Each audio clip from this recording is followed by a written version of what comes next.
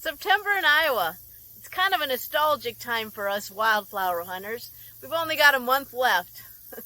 But if you're in the right places and paying attention, there's lots of butterflies and dragonflies doing their thing. Bumblebees are busy, and the hummingbirds are going crazy, getting ready for their migration. The flowers are changing. We've got goldenrod blooming here in Iowa. The asters are starting to pop. Those plants are really hard to identify.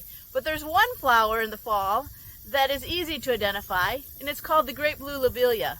It's quite unique in its appearance, and it's blue. There aren't that many blue wildflowers. So hey, I'm the Iowa Prairie Girl. I'm coming to you from the White Wildlife area in Saragota County. That's North Iowa. It's the first week in September, and we're going to take a look at great Blue Lobelia. So let's step off the boardwalk. Finding great Blue Lobelia might just mean getting your own feet a little bit wet. This plant is a plant that likes marshes, fens, river bottoms, the bottomlands of a woodland that might be a little bit wet. You'll find it along shores of ponds and rivers. So you're going to find it in places where it's a little bit more wet. It tolerates partial shade. It will grow in full sun, but if it's going to be in full sun, it's going to want to be really wet feet. I have read that people have been transplanting this into their gardens, and it does really well in gardens. Again, it's great for pollinators, but if you're going to have it in your garden, it's going to need to be in a place where the soil is constantly wet. The flowers of the great Blue Lobelia present in a light blue to a bright light velvet color. You can see that they bloom here in a very tight, dense raceme at the top of the plant. However, towards the bottom, along the stem of the plant, along the leaf axils, you also have other flowers blooming as well. It appears that they bloom from the bottom up. As you can see here, we have flowers that haven't opened yet at the top of this, or at the apex of this flower raceme. Before they bloom, they have a bell shape to them. If you can see one, you can see the white ones, or the light colored ones are kind of a bell shape, and then they start to turn the violet blue before they open. So when they open, there are 5 lobes, and there are 2 top lobes and 3 bottom lobes. So the 2 top lobes are smaller. All the lobes come to a pointed tip. And then there's the 3 bottom lobes that are a little bit larger.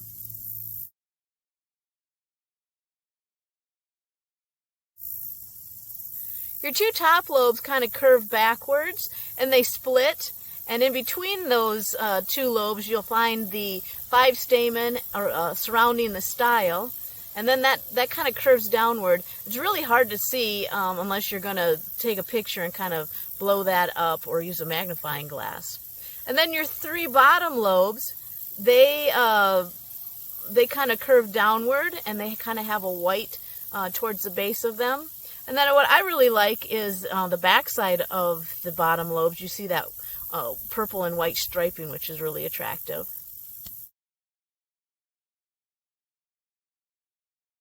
At the back of the blooming flower, you'll find the 5 long green, kind of sharp calyx of the flower, or the bracts.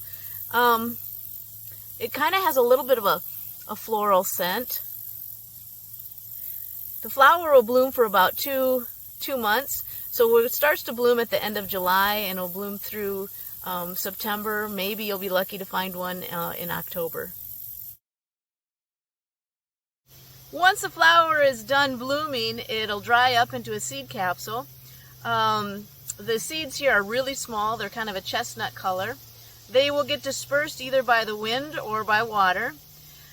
Great Blue Lobelia can, that's hard to say, Great Blue Lobelia can colonize. However, I've never really seen that happen. The seeds are so small that they really don't benefit animals or birds. Great Blue Lobelia grows to be about 1 to 4 feet tall. It has a very stout, erect stem. The stem has ridges to it. I really wouldn't say that it's square, and I wouldn't really say that it's a circle, but it is ridged. It usually doesn't branch, although you might find one that's kind of branched. The leaves are a simple leaf. They alternate on the stem. This is your leaf in the fall. In the springtime, it'll have a basal rosette, and then as it matures, the basal leaves disappear, and then you have the leaves that come up the stem. So the leaves here have a point to them. They kind of have a small tooth margin to them. They are lighter on the backside, and you can see that they kind of have an oblong to a lancelet shape to them. They do not, they really don't have a stem. They're kind of sessile, meaning they come kind of right off the stem of the plant itself.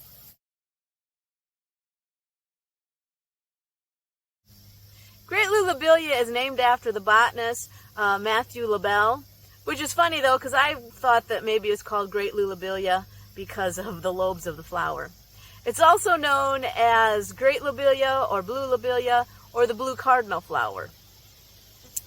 The Native Americans used the plant to treat syphilis, and the funny thing is that the settlers learned their secret and went back to Europe and was going to use the Great Blue Lobelia for treatment of syphilis, and then found out or didn't realize that the Native Americans hadn't shared about other 5 or 6 other plants that went with the treatment. So it really didn't cure syphilis. The tea of Great Blue Lobelia has been used to treat colds and fevers and rheumatism. It's also been said that if you grind up the roots of Great Blue Lobelia real fine and put it in the food of a couple that's arguing, that it will help them fall back in love. So basically it's a love potion. However, Great Blue Lobelia is toxic, so don't try this at home. Deer have been known to nibble on it a little bit, but mostly animals leave it alone because of its toxicity. It is full of alkaloids, and it's said to give you kind of a feeling of nicotine poisoning.